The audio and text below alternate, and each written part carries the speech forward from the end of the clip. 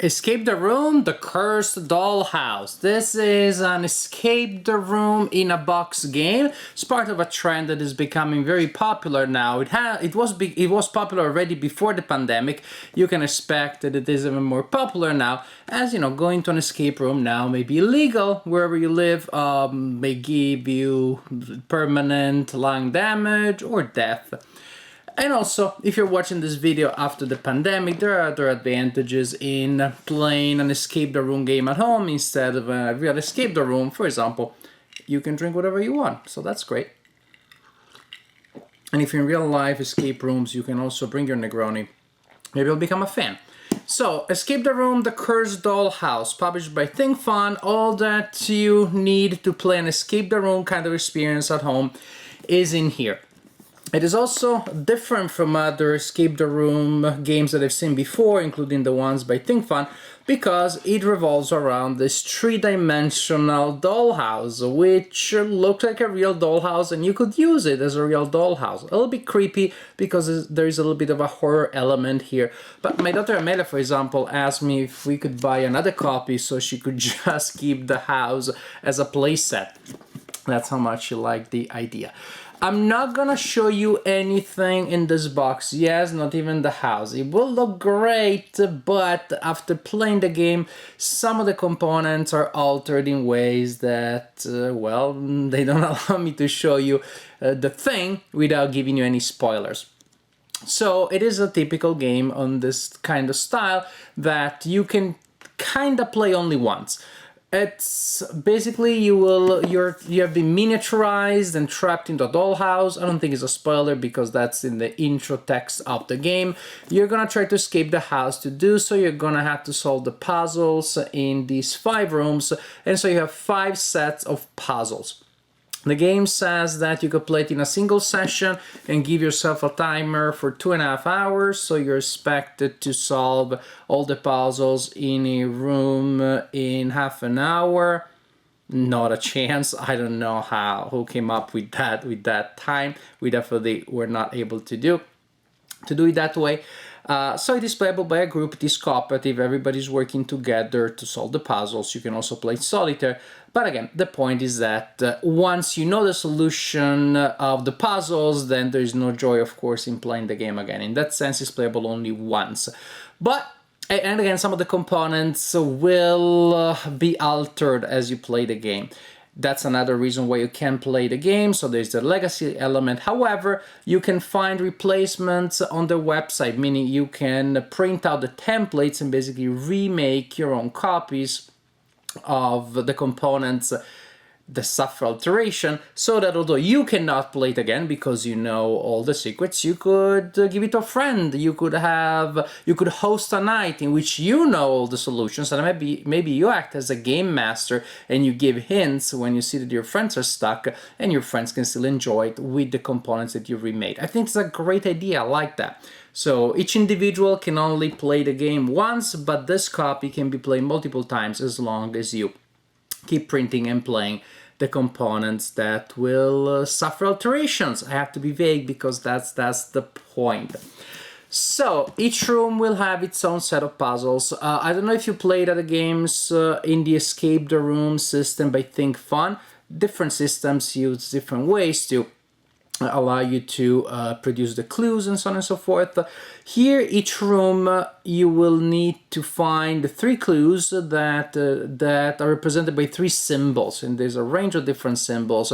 And there's a wheel. When you have the right symbol, then you turn the wheels in this, well, Uber multi-wheel, and basically you align the 3 symbols that you believe are the solution to the puzzles in that room, and if you found the 3 correct symbols, then the wheel tells you so. So the idea is this: you're looking for symbols. And each room will present you with 3 puzzles that will result in the 3 symbols, if you can figure them out. There may also be elements in a room that will be used in later rooms, and again, this is not a spoiler because the instructions tell you so. So sometimes there's a certain ambiguity. Maybe you solve a puzzle before you're supposed to, and that causes a little bit of a problem because you think that that symbol is part of the solution for that room, and then you get stuck and you overlook another solution, maybe overlook another puzzle. Sometimes which elements of the house are the puzzles is obvious, some other times it's not, and we missed some of those the first time. So there is this fun element that you do not know what parts of the house are there for decoration and what parts are going to be part of the puzzles, but there's a lot of fun stuff to do. And again, I'm basically telling you stuff that you know when you assemble the house. You see there are things that have been taped to the background. Say there is a closet. You know that there is a chest in the attic. There is a curtain in the bathroom that, again, you can see it has been attached to the background with adhesive, and you know there is something behind. And my daughters were crazy about it. They needed to know that. And I was like, no, we have to solve the other puzzles. Once they looked back there, I'm not going to tell you what they found. They were happy, but that was one of the main reasons why they were excited about the game. And so after that, they lost a little bit of interest. So it's just fun to know that you're going to interact, you're going to pull things, you're going to open different windows and other stuff. It's fun. That tactile, that direct interaction that you have on these puzzles, of course, is one of the reasons why playing these games is a different experience from playing an escape the room on your computer. Now, I played the game partially with my family, so with both of my daughters and with my wife. And then, again, towards the bathroom, which is the fourth room out of 5, my family members were tired, so I finished the game by myself in solitaire. There are pluses and minuses. Like other games in this system, Escape the Room by Think Fun, a lot of these puzzles have a manual element in which basically only one player can really interact with the puzzle at a time. That's a limitation that I've seen in other Escape the Room in a Box kind of games, and I wish somebody figured out different ways of doing it. There are some systems in which you have, say, a large image and the puzzle is hidden somewhere in there, so everybody can look at it and everybody can participate at the same time. It's just not as exciting when you have these 3 puzzles. One is moving things and another player is examining something up close. You don't have that communal experience. It's a cooperation because we're all working towards the same goal, but there isn't that much direct interaction. In fact, sometimes you have some moments of impatience. Come on, give a try. And if one player is trying and the other player is not, then again, well, the other player that is not trying at that time is not having as much fun. And we had a time where my wife was actually laying down on a couch working on a puzzle, and I was working on another puzzle, and my daughters were debating about something else. And so I said, okay, I need a little more quiet, and I moved away. And then we reconvened. So it was fun to work on those puzzles, but the communal experience wasn't all that strong. And that's a limitation in previous games in the same system, and I find it here. I think that actually the idea that now, in previous games, they would present you with one puzzle at a time. So you were working on that thing and everybody else was just sitting there. I think the fact that now they're giving you 3 puzzles at a time, every time that you enter a new room, is an attempt to improve on that idea. So if you play with 3 people, no more, everybody always has one puzzle to work on at the same time. We play with 4, and so we had a little bit of that negotiation. Come on, let me try. Come on, it's my turn. Come on, blah, blah, blah. As there's just a limitation. I prefer Escape the Room games where everybody can actually work on all puzzles together at the same time. Here says the game is 1 to 4 players. If each room had 4 puzzles, then I think would be perfectly fine. So that's one of the negatives here. The puzzles are really hard, unless they are not, which is less obvious than maybe then it sounds, because some puzzles are exceedingly easy. Like you look at them, oh, that's what it is. That's what it is. I was going to tell you more, but I'm not.